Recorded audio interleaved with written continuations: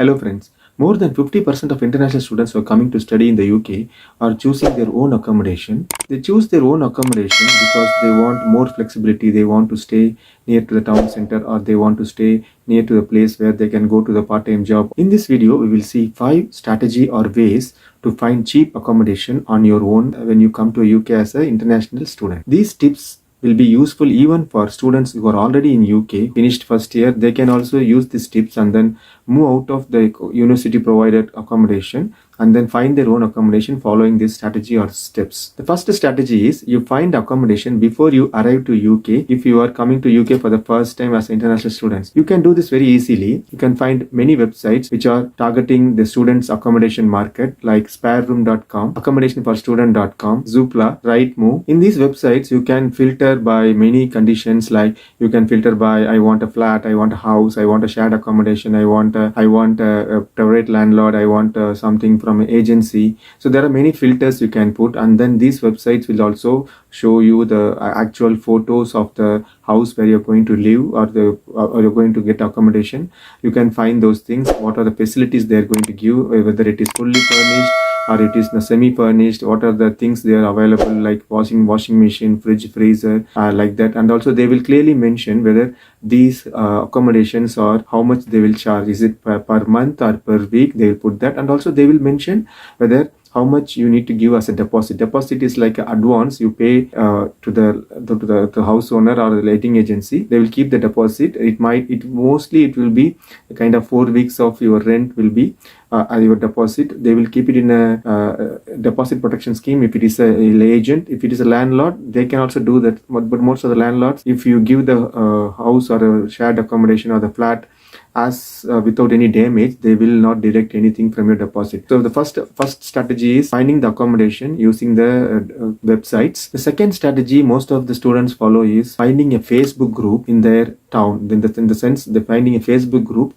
near to the college. Like if you are going to study in a college in Birmingham or Manchester or Glasgow or London area, so you will find lot of Facebook groups which are dedicated for letting houses for students. You can join those groups. You can find a shared accommodation or a separate home as per your criteria. You can find lots of advertisements are coming in the marketplace for student accommodation. You can find those in Facebooks. Many people find it easy. These Facebook ads sometimes will be from private landlords, sometimes will be from letting agents who are just letting the house for student accommodation. So when you go through a letting agent, you need to make sure the letting agent might charge you extra fees for their service. The deposit you pay for the letting agent is secure. That's the main thing for any house rent which you do it through the letting agent. But they will charge extra for fees, and then reference check, and then credit check. They will charge extra. But if you go to a private landlord, most of the private landlord nowadays are registered to the council, so they are pretty much very good landlords, in the sense they are known to the council. That's one thing. And they also do the deposit protection scheme. They put your deposit in a separate scheme, and then if there is any damage after your tenancy, they will deduct that and then give it back the remaining amount. That is also there. So make sure you are asking right question when you lend rooms from this private landlords. But letting agents, you have a well written contract, but you can also do the same thing. A well written contract you ask from a private landlord. Mostly the private landlord will give you the house or shared accommodation with both parties giving 1 month notice to vacate the property. But if you go to a letting agent, they will go for a 6 months contract or a 1 year contract. So just it depends upon your situation. The third one is avoiding the Facebook and avoiding the website. Directly contacting the letting agents and asking them whether they have any houses for student accommodation. There are many houses which are predominantly let for students, because the students community will pay more. The houses which are specially let for students accommodation, they will charge more when compared to the same houses let for a family. For example, a 3-bedroom house, if it is let for a family, you can charge, for example, I'm saying £800 or £900 per month outside of London.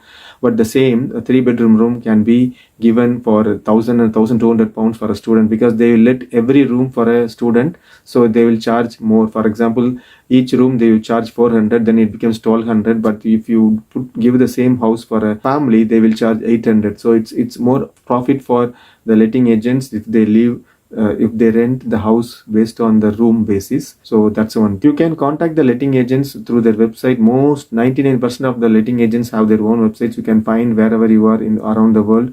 You find the details and then ask them through email, and then contact them before you are coming here. Or if you are here already in UK and then you are already in temporary accommodation, you can call them and fix appointment and then find whether it is close to your transport facilities. Is it having all the things which they mention in the website? Is it fixed? Is it suitable for your needs? Will they cover all the bills? Ask all the questions, and then you will have a written contract from the letting agent. That's the third step or third strategy. The fourth one, which I feel much easy based on my experience, is finding a private landlord who is letting a shared accommodation. That's the main thing. So there are many people, British people, who are, for example, a couple, husband and wife, living in a 2-bedroom house, and then the one bedroom in that house is vacant because their kids has grown up and then they already moved to their own accommodation.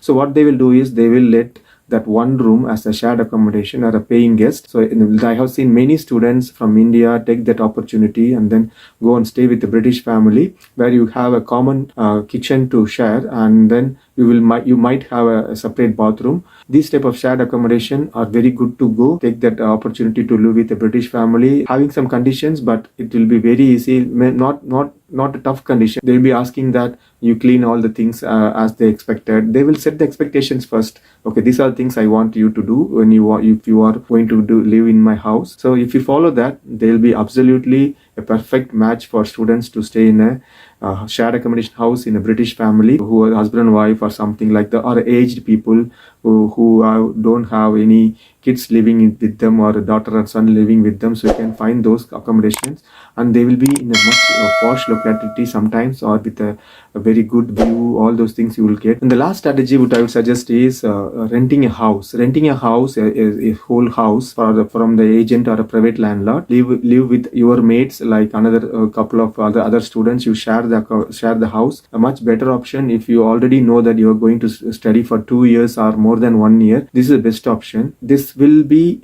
best option after you come and settle down and then find this kind of houses. You find a house through a letting agent or a private landlord. Take the whole house. It's a 3-bedroom or 4-bedroom. You bring in other mates and then you can share that. But there will be condition that you will need to give the house back to the letting agent or a private landlord without any damage. If you damage, they will deduct the amount from your damage deposit. That will be there in any house. This will be cheaper, and then you have more flexibility. Don't have any conditions attached, like you cannot come at any specific time. If you are shared accommodation, they will ask you should come before 10 or 11. You rent a whole house, and then you can accommodate your mates, or you can accommodate your friends.